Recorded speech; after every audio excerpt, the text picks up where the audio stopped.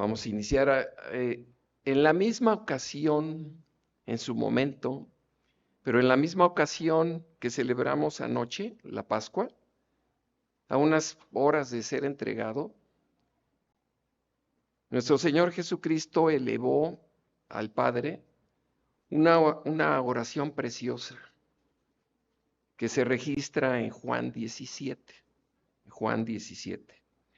De hecho, todo el relato de la Pascua está desde Juan 13 hasta Juan 17. Pero esta oración maravillosa contiene significados muy profundos relacionados con la unidad. Creo que estamos conscientes que se ha venido mencionando, yo creo que Dios quiere que entendamos eso. Se ha venido mencionando reiteradamente la unidad y la humildad. Entonces, pues no es casualidad, pero de eso se va a tratar este mensaje. Vamos a considerar alguno de estos versículos de Juan 17 y de otros más. Y vamos a considerar sus implicaciones para nosotros. Cómo conectan la unidad con la necesidad absoluta de reconciliarnos. No puede haber unidad sin reconciliación. De manera que este sermón lo he titulado Que sean uno como nosotros. Que sean uno como nosotros. 3 puntos, reconciliación. Ahí dicté el título del sermón. Vamos, por favor, todos a Juan 17. Juan 17. Voy a estar leyendo aquí las escrituras. Y pensemos de entrada, vamos al versículo 5. Imagínense la situación, imagínense a Jesucristo sentado ahí en la mesa orando y dice, ahora pues, Padre, glorifícame tú al lado tuyo con aquella gloria que tuve contigo antes que el mundo fuese. ¿Quién está hablando? El verbo, el verbo. Yo me imagino, digo, a mí se me pone así la piel chinita, y así ha de haber sentido los discípulos ahí.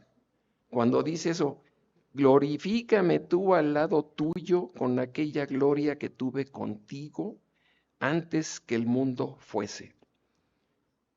Esto a ellos en aquel momento no tenían ese texto, pero a nosotros nos conecta ahora directamente con Juan 1.1.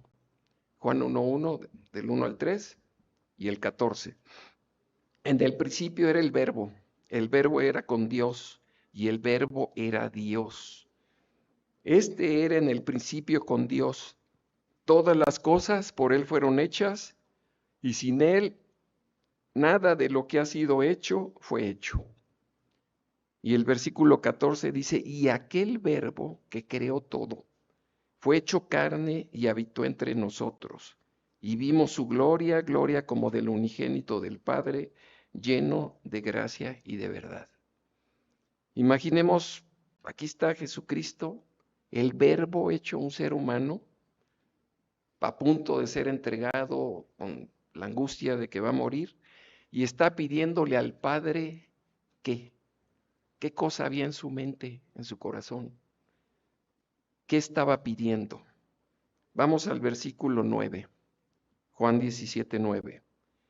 Dice, yo ruego por ellos, por sus discípulos que estaban ahí. No ruego por el mundo, sino por los que me diste, porque tuyos son. Y todo lo mío es tuyo, y lo tuyo mío, y he sido glorificado en ellos. Y ya no estoy en el mundo, mas estos, sus discípulos, están en el mundo, y yo voy a ti. Padre Santo, a los que me has dado, guárdalos en tu nombre. Por eso somos iglesia de Dios en su nombre. Guárdalos en tu nombre, notemos esto, para que sean uno, así como nosotros. Para que sean uno, así como nosotros. Versículo 20. Mas no ruego solamente por estos, sino también por los que han de creer en mí por la palabra de ellos. ¿De quién se está hablando? De toda la iglesia a lo largo de la historia y de nosotros. Ahí Jesucristo está rogando también por nosotros. Versículo 21, ¿qué está rogando?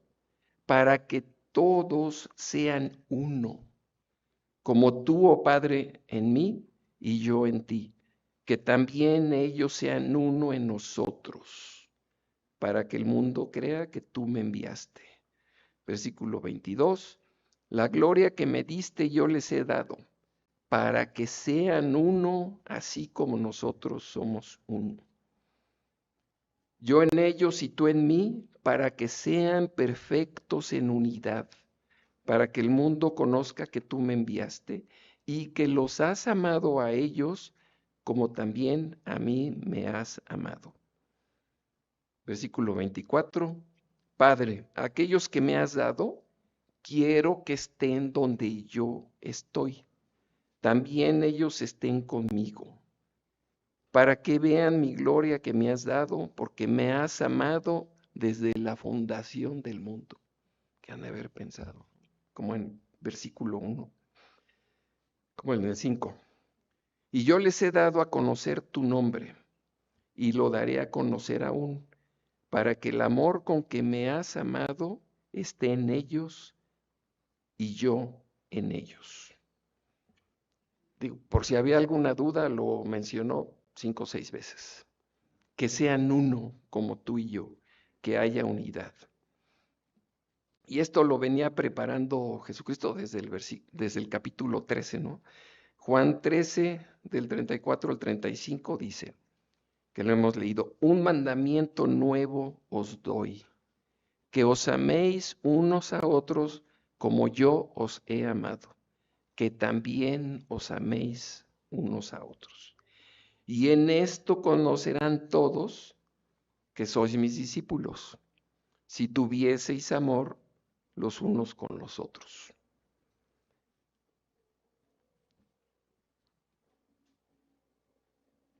Ya hemos visto aquí, en ocasiones anteriores, que nuestra verdadera actitud hacia Cristo se demuestra en la forma como nos tratamos unos a otros, a la iglesia, a los hermanos en la iglesia. Cristo lo toma muy en serio, pues dice, de cierto os digo que en cuanto lo hicisteis a uno de estos mis hermanos más pequeños, a mí lo hicisteis. No vamos a ir ahorita a esas escrituras, pero esto lo podemos verificar en Mateo 25, del 31 al 40, donde recuerdan que, nada más parafraseando, que les dice, venid, heredad del reino, benditos de mi Padre, preparado para vosotros desde la fundación del mundo. Y porque me vieron con sed y me dieron, que me vieron con hambre y me alimentaron, me vieron solo y me acogieron, ¿no? Estuve desnudo y me cubristeis. O sea, y esas cosas, dice que cuando lo hacemos con los hermanos, es como si lo hacemos a Él. Y lo mismo cuando no lo hacemos, es como si dejáramos de hacerlo para Él. O sea, para Jesucristo, los hermanos en la iglesia, hermanos, hermanas, como nos tratamos, Él así lo ve, como si fuera para Él mismo. De todo esto, lo que resulta evidente es que la voluntad de Jesucristo es que lleguemos a ser uno con Él, uno con el Padre y uno entre nosotros. Y si lo consideramos sinceramente, se ve casi imposible, así como somos ahora. O sea, no, y esto no es un mero deseo de Jesucristo, es una condición a la que tenemos que llegar, una condición que debemos alcanzar. ¿Cómo debemos vernos unos a nosotros?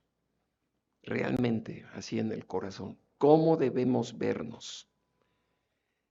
A mí me impactó profundamente, de verdad, lo que escribió el señor Weston en el semanario 28 del año pasado, de julio del 24.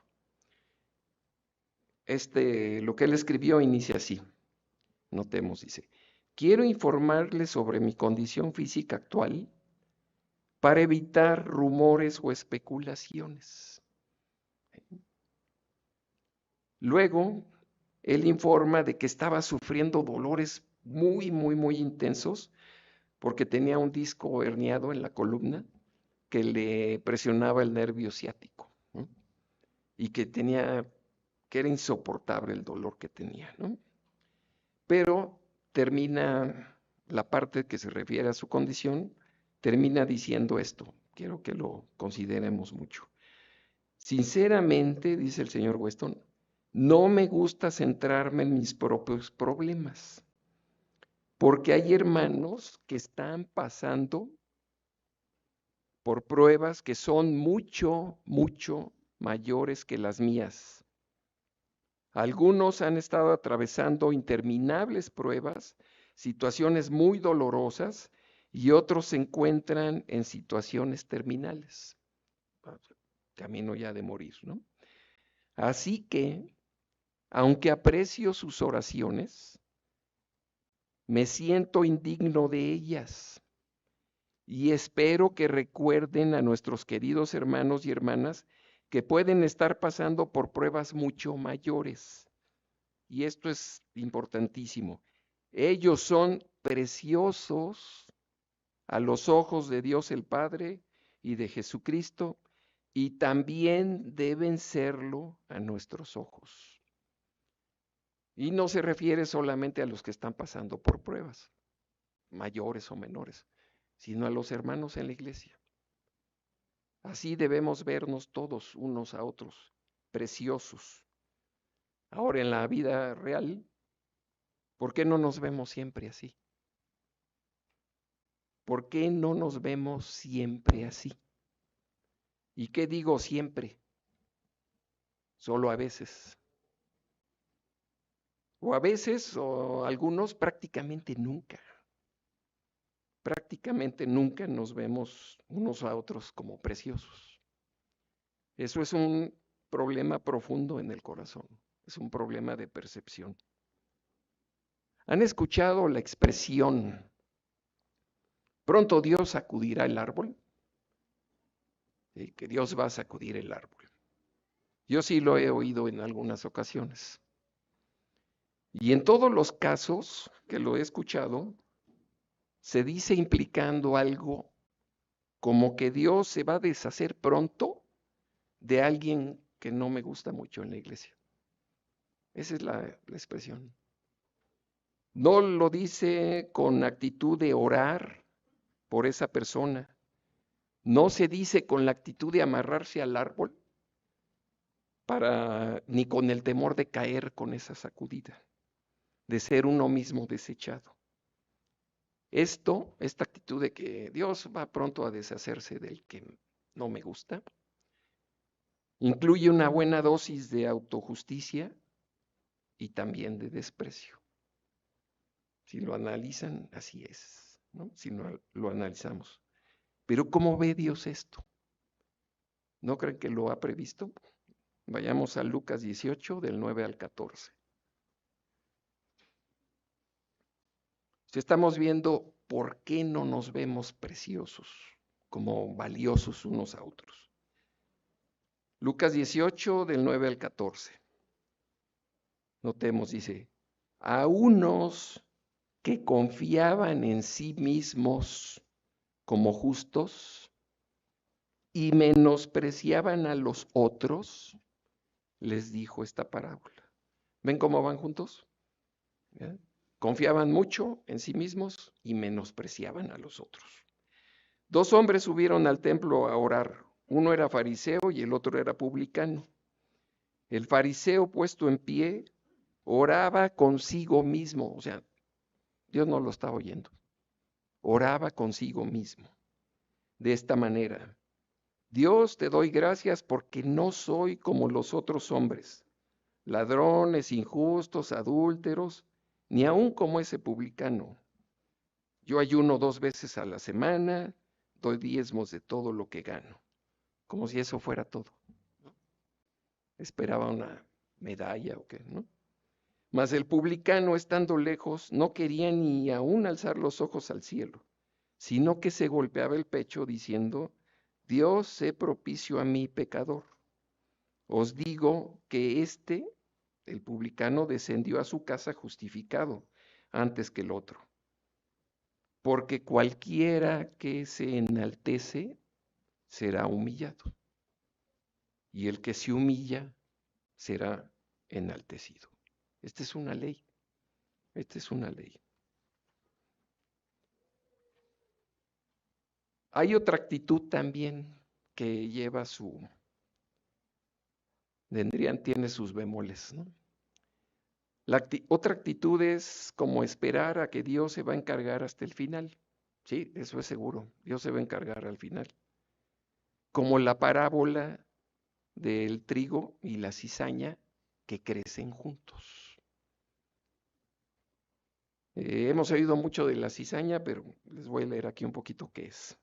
Según las definiciones de la Real Academia de la Lengua Española y de un sitio que se llama deconceptos.com, la cizaña es una planta anual de la familia de las gramíneas, cuyas cañas crecen hasta más de 1 metro, con hojas estrechas de 20 centímetros de largo y flores en espigas terminales comprimidas con aristas agudas. Esa parte no la entendí, pero así dice.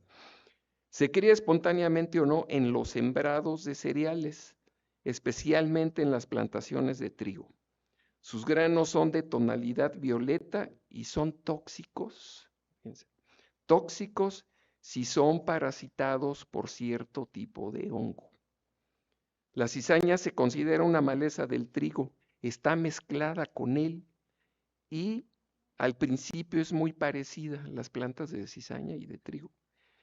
Es indispensable quitar la cizaña, pues su consumo puede resultar peligroso para la salud, aunque en realidad solo un 10% de ella resulta venenosa. No es tarea fácil erradicarla. Una forma de reconocerla es que, a diferencia del trigo, la espiga de la cizaña no se dobla. Al querer doblar, se quiebra, porque es hueca. Yo esperaría que empezaron a hacer muchos clics en la cabeza de todos, ¿no? Clic, clic. O sea, hay muchas cosas aquí, pero que no vamos a revisar ahorita. Pero se podría hacer un estudio de esas diferencias. Ahora sí vayamos a la parábola. Mateo 13, del 24 al 30. Les refirió otra parábola diciendo: el reino de los cielos es semejante a un hombre que sembró una buena semilla en su campo. Pero mientras dormían los hombres, vino su enemigo y sembró cizaña entre el trigo y se fue. Y cuando salió la hierba y dio fruto, entonces apareció también la cizaña. Se empezaron a ver diferentes. Vinieron entonces los siervos del padre de familia y le dijeron: Señor, ¿no sembraste buena tierra en tu campo? ¿De dónde pues tienes cizaña? Y él les dijo: un enemigo ha hecho esto. Y los siervos le dijeron: ¿quieres pues que vayamos y la arranquemos? Y él les dijo: no, no sea que al arrancar la cizaña arranquéis también con ella el trigo. Dejad crecer juntamente lo uno y lo otro hasta la siega, y al tiempo de la siega yo diré a los segadores: recoged primero la cizaña y atadla en manojos para quemarla, pero recoged el trigo en mi granero.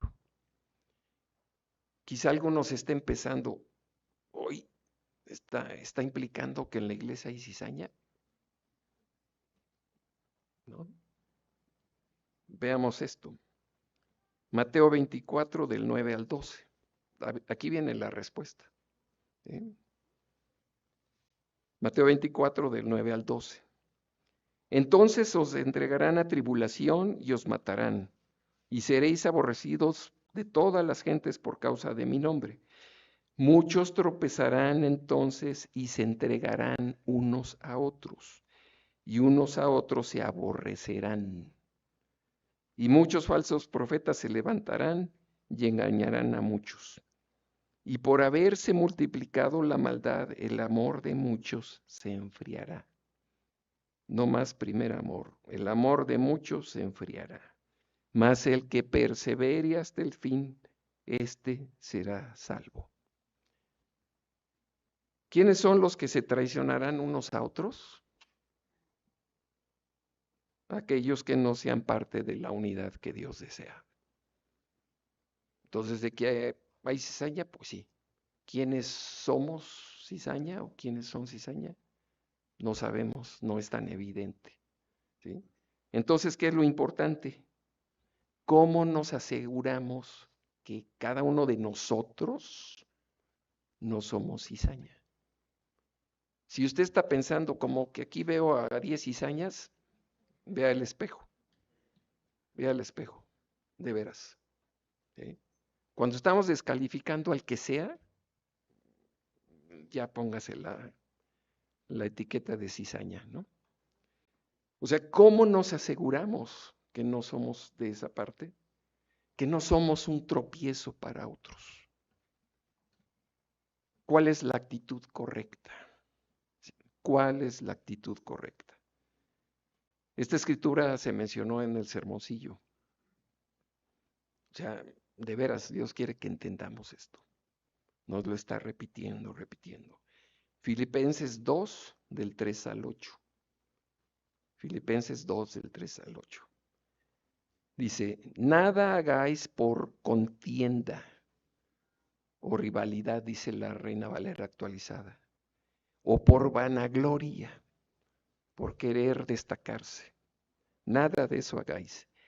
Antes bien con humildad, y aquí está lo difícil, ¿no? Estimando cada uno a los demás como superiores a él mismo. ¿Que qué? ¿No? ¿Que los demás son superiores a mí? Es muy difícil verlo, es muy difícil verlo. Pero esa es la receta, vamos a decir. Estimando cada uno a los demás como superiores a él mismo, no mirando cada uno por lo suyo propio, sino cada cual también por lo de los otros. En el versículo 5 dice, haya pues en vosotros este sentir que hubo también en Cristo Jesús, el cual siendo en forma de Dios, no estimó ser igual a Dios como cosa a que aferrarse, sino que se despojó a sí mismo, tomando forma de siervo, hecho semejante a los hombres, y estando en condición de hombre, se humilló a sí mismo, haciéndose obediente hasta la muerte y muerte de cruz. Esto es justamente lo que estamos conmemorando ahora. Si Jesús, como nos dice, le lavó los pies a los discípulos, hasta Judas se los lavó. Y ahí estaba y se los lavó. ¿Quién somos nosotros para sentirnos más? ¿Eh? O sea, para despreciar a alguien, para ponerle cara de cizaña o de que ya está mero a punto de que se caiga del árbol, ¿no? Eso es reflejo de acá adentro, ¿no? Ahora, naturalmente, ¿verdad? Naturalmente se nos viene la pregunta de que, entonces, ¿qué? No puedo juzgar los errores evidentes, entre comillas, de otras personas o de los hermanos en la iglesia, pues porque todos tenemos errores. Y no es cerrar los ojos. Se nos viene de inmediato, ¿verdad?, a la mente aquello de Lucas 6:42, Lucas 6:42, que dice, ¿cómo puedes decir a tu hermano, hermano, déjame sacar la paja que esté en tu ojo, no mirando tú la viga que esté en el ojo tuyo? Dice, hipócrita, saca primero la viga de tu propio ojo y entonces verás bien para sacar la paja que está en el ojo de tu hermano.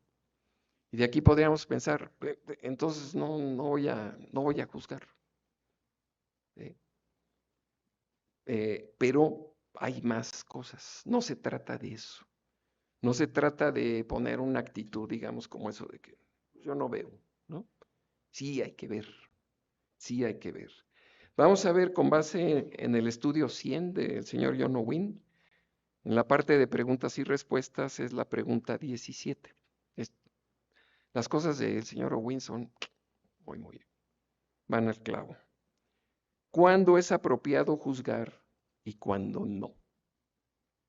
O sea, porque sí debemos juzgar, estamos obligados a juzgar.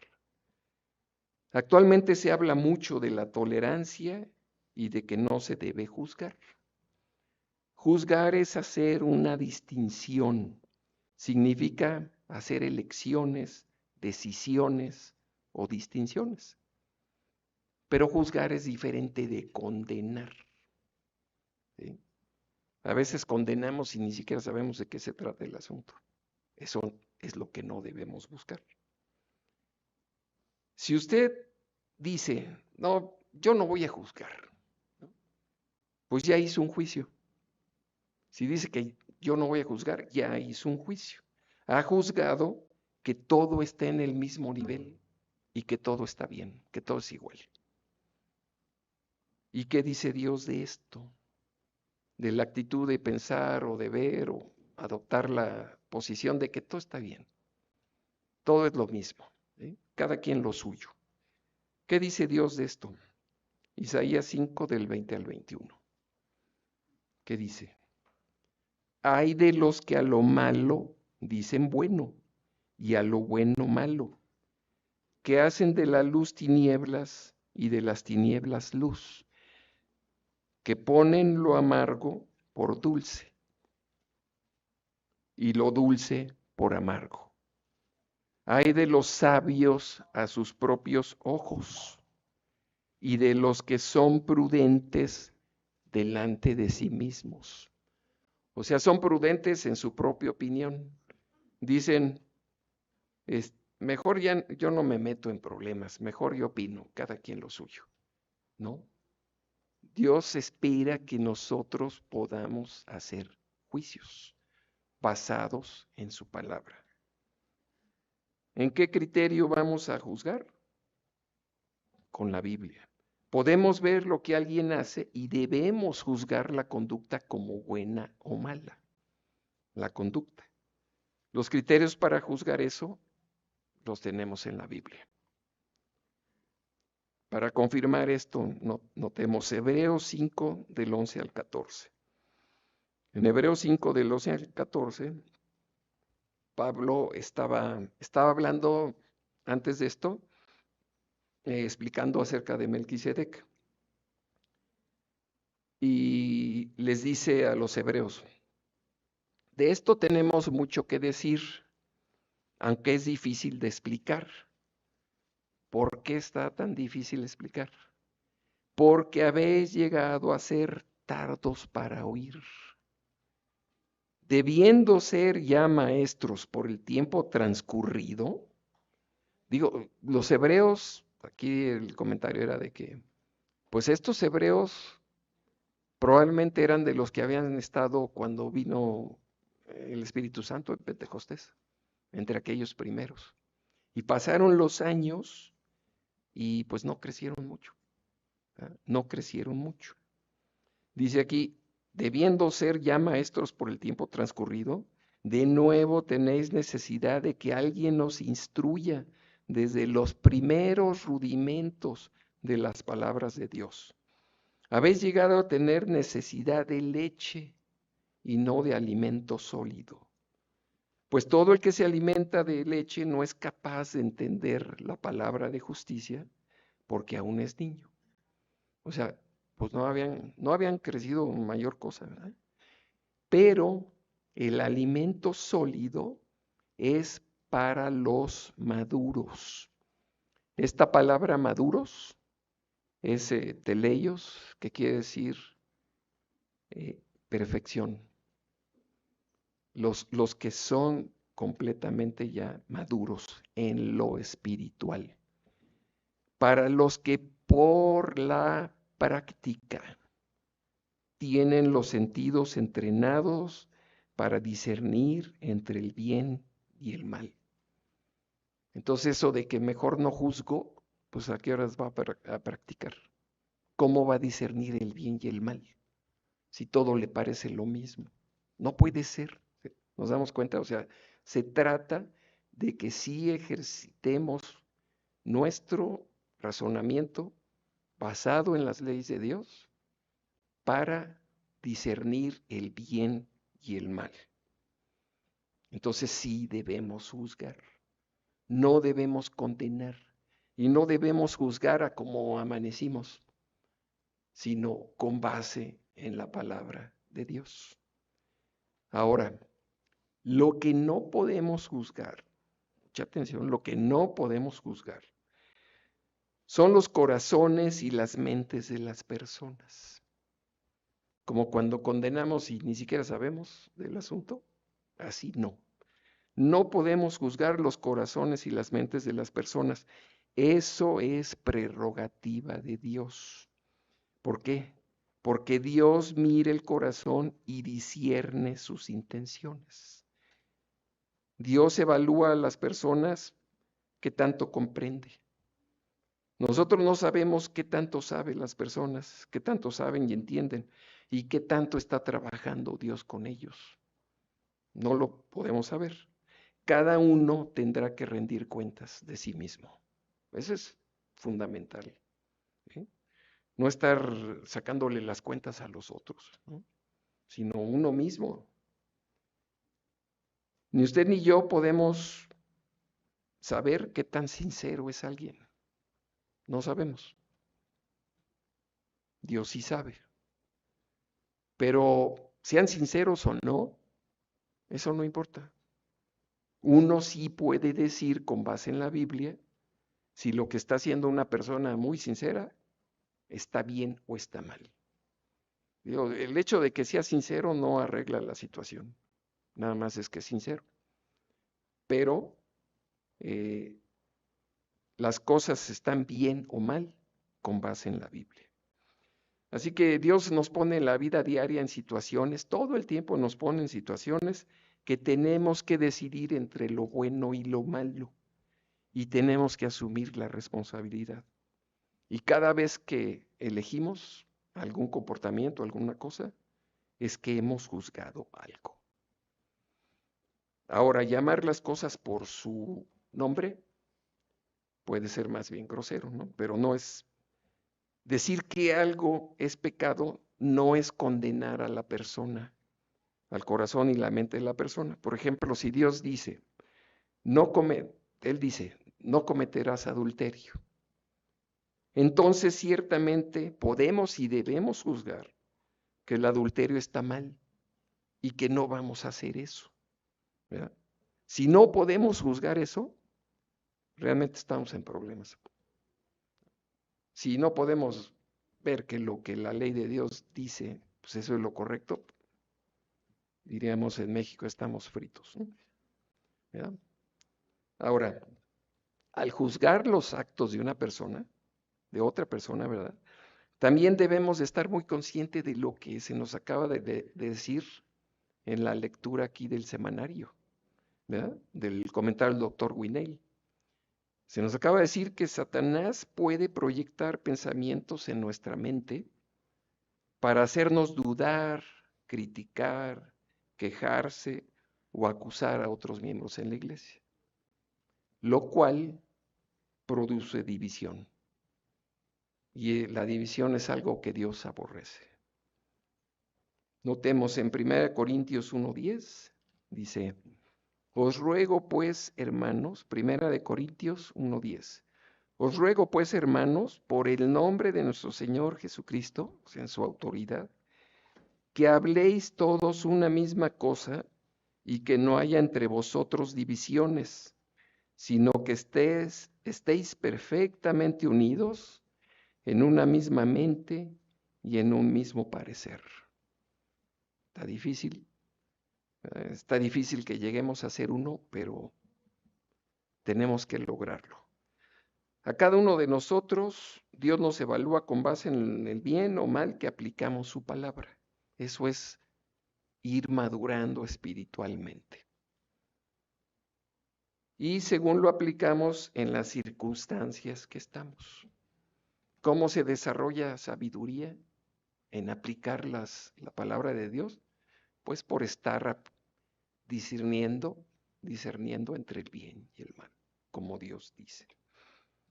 Así que necesitamos por la práctica tener los sentidos entrenados para discernir entre el bien y el mal. Entonces, sí tenemos que juzgar, pero de cierta manera. Y ahora, ¿qué nos corresponde hacer ante la tarea casi imposible de llegar a ser uno? ¿Qué tenemos que hacer? Primero, tenemos que entender que Dios es reconciliador. Dios es reconciliador. Vamos a Romanos 5, del 8 al 10. Dice, Romanos 5, del 8 al 10. Mas Dios muestra su amor para con nosotros en que siendo aún pecadores, Cristo murió por nosotros. Pues mucho más estando ya justificados en su sangre, lo que celebramos anoche, por él seremos salvos de la ira. Porque si siendo enemigos fuimos reconciliados con Dios por la muerte de su Hijo, mucho más estando reconciliados seremos salvos por su vida.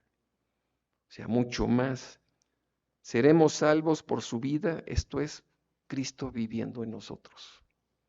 Cristo viviendo en nosotros. ¿Y cómo es eso? Juan 14, 23. ¿Cómo es que Cristo vive en nosotros? Juan 14, 23. Le respondió Jesús y le dijo, el que me ama, mi palabra guardará. Y mi Padre le amará y vendremos a él y haremos morada con él. Es una promesa de Dios. Si lo amamos, obedeceremos sus mandamientos. Y dice, mi Padre le amará, vendremos a él y haremos morada con él. Cristo viviendo en nosotros. Gálatas 2:20. Gálatas 2:20. Con Cristo estoy juntamente crucificado y ya no vivo yo, mas vive Cristo en mí. Mas vive Cristo en mí. Y lo que ahora vivo en la carne, lo vivo en la fe del Hijo de Dios, el cual me amó y se entregó a sí mismo por mí. El que lleguemos a ser uno, solo será posible si Jesucristo vive en nosotros. No es por nosotros mismos jamás. Entonces, entendiendo que la voluntad de Dios es que nos reconciliemos, que lleguemos a ser uno, que estemos reconciliados con Él y con nuestros hermanos, dice, ¿qué es lo primero que hay que hacer? Bueno, entender esa parte.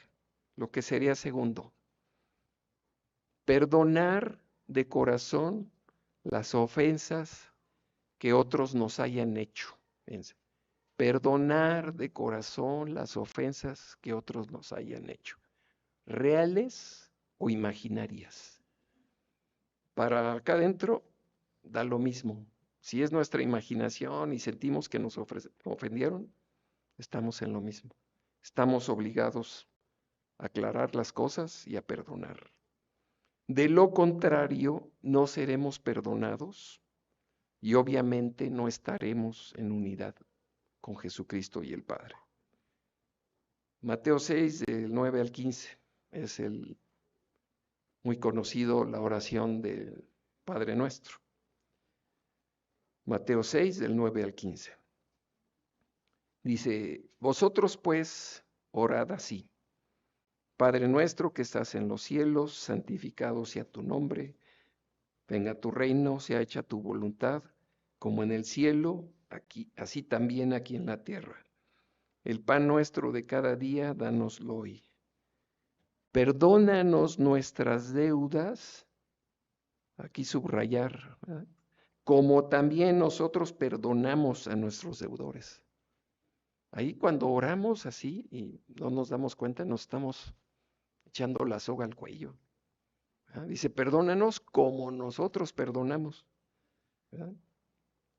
Dice, y no nos metas en tentación, mas líbranos del mal, porque tuyo es el reino, el poder y la gloria por todos los siglos. Amén. Y ahí en el amén le paramos, pero vean que sigue. Porque si perdonáis a los hombres sus ofensas, vuestro Padre Celestial también os perdonará a vosotros. Pero si no perdonáis a los hombres, tampoco vuestro Padre os perdonará vuestras ofensas. ¿Verdad? Lo que sigue del amén está súper importante. Es condicional, el perdón de Dios es condicional. No podemos decir que estamos al 100 arrepentidos si no hemos perdonado las ofensas de otros. Entonces, en esta parte primero es perdonar lo que percibimos que nos han hecho. Segundo, la reconciliación. La reconciliación es el tema de lo que se ha venido hablando una y otra vez. En Mateo 5:23, Mateo 5:23. Notemos qué importante es. Por tanto, dice Jesucristo, por tanto, como consecuencia de lo anterior, que veremos más adelante, dice, por tanto, si has traído tu ofrenda al altar y allí te acuerdas de que tu hermano tiene algo contra ti, deja tu ofrenda allí delante del altar y ve, reconcíliate primero con tu hermano y entonces vuelve y ofrece tu ofrenda. Vamos a revisar esto. Si has traído tu ofrenda al altar, es porque pues uno tiene el deseo, la voluntad de acercarse a Dios. Quiere estar bien con Él, cerca de Dios. Y notemos, dice, y ahí te acuerdas que tu hermano tiene algo contra ti. No dice, te acuerdas de que tiene algo, que tú tienes algo contra tu hermano, sino que tu hermano tiene algo contra ti. Y dice que te acuerdas, o sea, ahí lo hemos estado rumiando, pero no hemos hecho nada, ¿no? Y entonces dice aquí, tu hermano tiene algo contra ti porque tú lo ofendiste en alguna forma. No es gratis que tenga algo contra ti. ¿Y qué dice? Deja tu ofrenda allí. Uno no está todavía del todo limpio o aceptable. ¿Y qué hay que hacer? Ve, reconcíliate primero con tu hermano. Aquí la palabra reconcíliate en el griego quiere decir, es dialazo, la palabra dialazo, cambiar completamente, o sea, 180 grados. Cambiar completamente. Que le tenía resentimiento, que todavía no se la perdonas toda, ¿no? Tiene que cambiar completamente. Deberían hasta abrazarse, reconciliarse. ¿Se imaginan una escena de reconciliamiento así, a lo lejos? No. ¿Cómo se reconcilió el padre con el hijo gastalón? El pródigo era que era pródigo para gastar. Entonces, ¿cómo se reconcilió allá? Sí, no. Fue y lo abrazó y lloró. Así es que tenemos que hacerlo. Y entonces vuelve y ofrece tu ofrenda. Ahora sí, ya puede uno acercarse y ser bien recibido. Ahora, como decía al principio, dice por tanto, por tanto. Esta parte es bien importante porque eso de por tanto quiere decir en consecuencia de lo que acabo de decir. ¿Y qué es lo que acababa de decir? ¿Verdad? En la versión Biblia de Jerusalén está muy claro. Lo que acaba de decir Jesús está en Mateo 5, del 21 al 22, justito antes de lo que leímos, ¿no?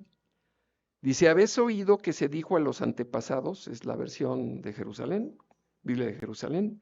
¿Habéis oído que se dijo a los antepasados, no matarás? Y aquel que mate será reo ante el tribunal. Pues yo os digo, todo aquel que se encolerice contra su hermano será reo ante el tribunal. Pero el que llame a su hermano imbécil será reo ante el Sanedrín. Esa palabra sí la entendemos, ¿no? Será reo ante el Sanedrín. Y el que le llame renegado será reo de la gehenna de fuego. Ese del renegado como que no nos cae el 20 tanto, pero lo de imbécil sí. Entonces, si uno tiene espíritu, cuando uno dice eso, ¿verdad? Esa palabra, tiene espíritu de odio o de desprecio. O sea, uno no llama imbécil a nadie si ve que es un genio, lo ve por abajo, ¿verdad? O sea, ahí hay desprecio. Si uno tiene ese espíritu de odio o desprecio, si no está reconciliado de corazón, entonces uno no es aceptado ante Dios y no puede estar en unidad con Dios. ¿De dónde saco esta afirmación tan fuerte?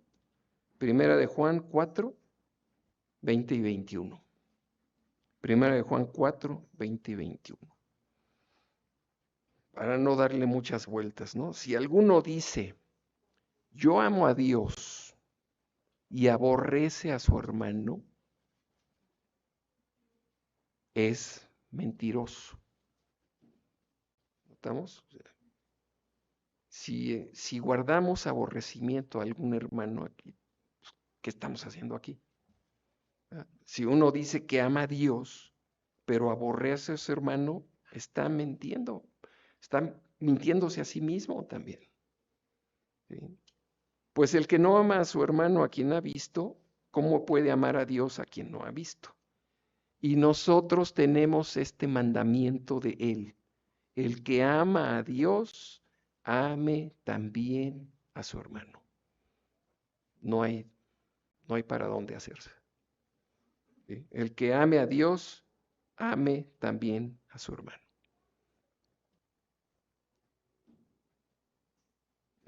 En conclusión, hemos visto, vamos a hacer un muy rápido repaso. ¿Verdad? Primero, que Jesús pidió que llegáramos a ser uno junto con Él y el Padre. Él pidió eso. La voluntad de Jesucristo es que lleguemos a ser uno con ellos. Dice aquí que os améis unos a otros como yo os he amado, que yo os he amado, que también os améis unos a otros. Y como vimos, se muestra en la forma en que nos tratamos, como nos tratamos. Y Cristo lo toma muy en serio y dice, siempre tengamos en la mente esto, en el corazón. De cierto os digo que en cuanto lo hiciste a uno de estos mis hermanos más pequeños, a mí lo hicisteis. Antes de hacer cualquier cosa o de negarnos a cualquier cosa con cualquier hermano, recordemos esto. Jesucristo lo ve como que se lo estamos haciendo a Él, directo. ¿Y cómo debemos vernos unos a otros? Pues preciosos. Dice, preciosos a los ojos de Dios el Padre y de Jesucristo. Realmente así. ¿Por qué no nos vemos siempre así? Porque como vimos a unos que confiaban en sí mismos como justos y menospreciaban a otros, o sea, en otras palabras, el desprecio implica autojusticia. ¿Cómo va a despreciar uno a alguien sintiéndose menos que si alguien? Pues está como para analizarlo, ¿no? O sea, cuando hay desprecio hacia alguien es porque nos sentimos por encima de. Entonces, no nos vemos como preciosos por problemas como eso. Realmente hay que buscar no ser tropiezo a otros y buscar la unidad con humildad. ¿Cuál es la actitud correcta? La humildad, estimando cada uno a los demás como superiores a sí mismo. Eso es Dios lo hizo así, Jesucristo lo hizo así. Se despojó de su gloria y se hizo humano. Cuanto más nosotros. Cuanto más nosotros. Ahora, ¿cuándo es apropiado juzgar? Siempre. siempre hacer una distinción con base en la Biblia. ¿Sí? Necesitamos, por la práctica, tener los sentidos entrenados para discernir entre el bien y el mal. Juzgar no es lo mismo que condenar. Y no podemos condenar porque nosotros no conocemos de veras el corazón y la mente de la otra persona. Podemos ver lo que hace y podemos decir, pues está mal lo que está haciendo con base en la Biblia. Pero condenarlo, eso es tarea de Dios, es prerrogativa de Dios. Y estar conscientes de que ese empujón que sentimos a condenar a alguien, pues seguro viene de Satanás. ¿Sí? Dios no nos pone, a ver, condénalo, para nunca. ¿Sí? Esa actitud viene de Satanás. Recordemos aquí eso de dudar, criticar, quejarnos o acusar, no viene de Dios. ¿Qué nos corresponde hacer? Perdonar de corazón a los que nos han ofendido, a los que percibimos que nos han ofendido. Porque puede que pues no, así lo vimos, pero no fue así, o no era la intención del otro. Pero hay que buscar el perdón, perdonarlos y ir a reconciliarnos con los que sabemos, porque sí lo sabemos, que les hemos hecho algún daño, alguna ofensa, algún mal, algún desprecio, alguna cosa así. ¿Sí? Ayer mencionaba señor Cristiano Rego, ¿no? ¿Cómo es posible que alguien que está aquí no se hable con el de hasta allá? Pues por eso, ¿no? Podemos ver, allá está la cizaña. Sí, es cierto, o sea, es de corazón, ¿no? Entonces, lo que necesitamos, ¿verdad? Hay una necesidad absoluta de reconciliarnos entre nosotros. Los días de panes sin levadura representan nuestra respuesta al sacrificio de Jesucristo, al amor de Dios que nos tuvo a través del sacrificio.